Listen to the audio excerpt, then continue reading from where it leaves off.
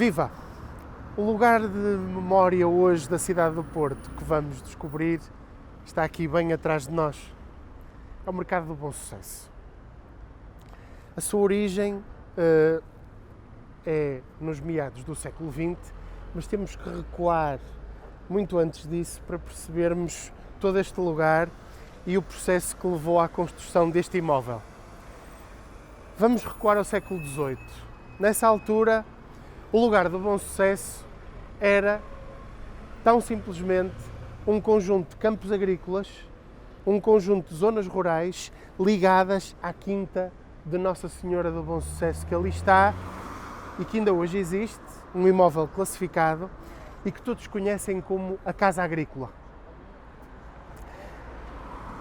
No século XX percebeu-se que tinha que haver uma revolução na cidade do Porto e não só, tendo em vista as condições de salubridade em que os mercados operavam.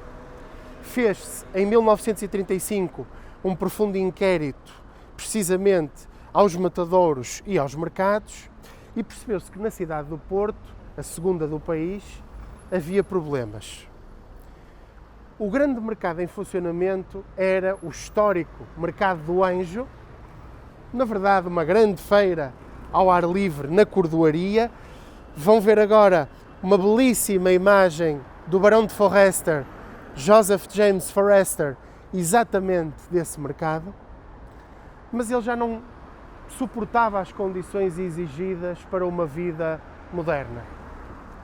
As condições de salubridade eram terríveis, os ruídos e também a própria estrutura que estava já ultrapassada.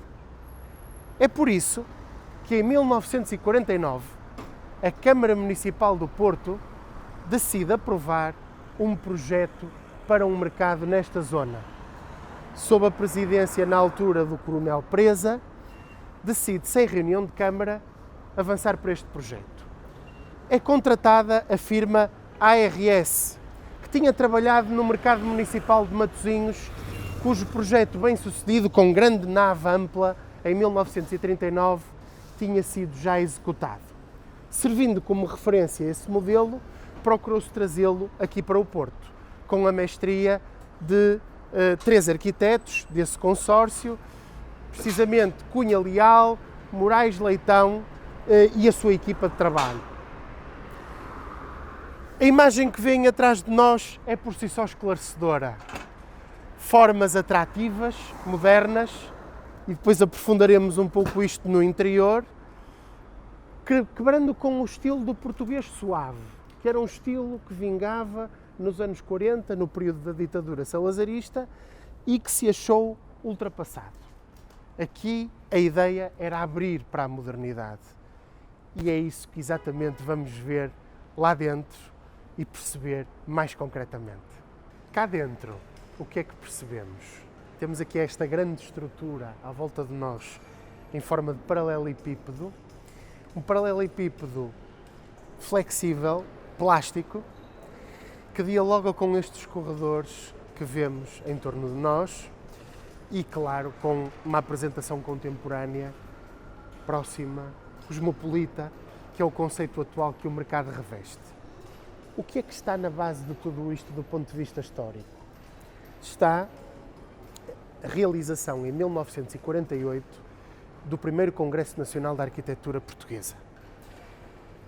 Havia uma grande discussão teórica desde os anos 30, nomeadamente em torno da Casa Portuguesa, das formas de arquitetura nacional, o que deu origem depois ao chamado estilo português suave, tão característico da década de 1940 e do Estado Novo, com laivos de nacionalismo, de elementos, enfim, do patriotismo português, numa construção que já vinha, aliás, desde o tempo da Primeira República e do final da monarquia, mas que se acentua, claro, no regime do Estado Novo. O que é que se percebeu? Que aqui não se podia usar a fórmula do português suave, obviamente. Aqui tinha que se usar uma fórmula moderna.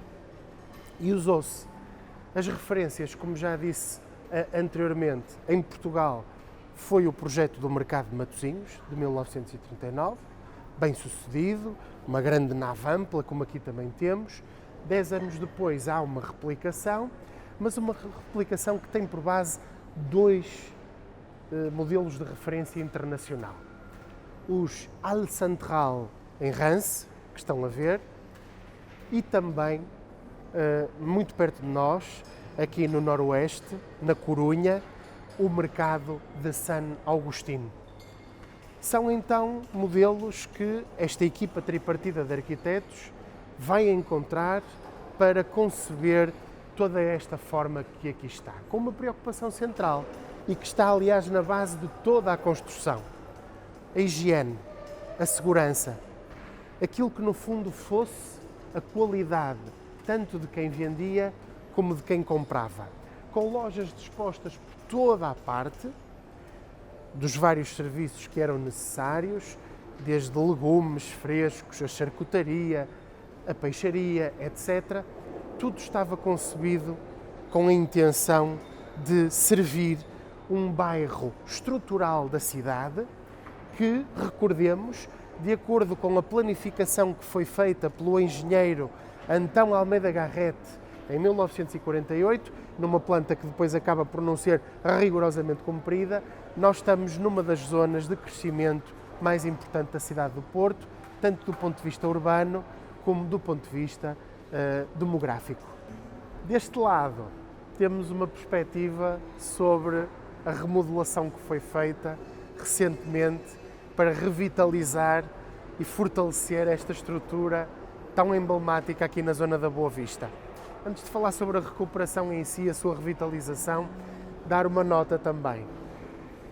Há quem diga que este mercado tem influências claras da arquitetura modernista brasileira, nomeadamente do grande arquiteto Oscar Niemeyer e da Igreja de São Francisco de Assis, ou Catedral da Pampulha, que estão a ver, e que se aproxima, talvez em alguns pormenores, em alguns laivos, daquilo que nós encontramos enquanto formas estruturais e soluções arquitetónicas aqui no Bom Sucesso.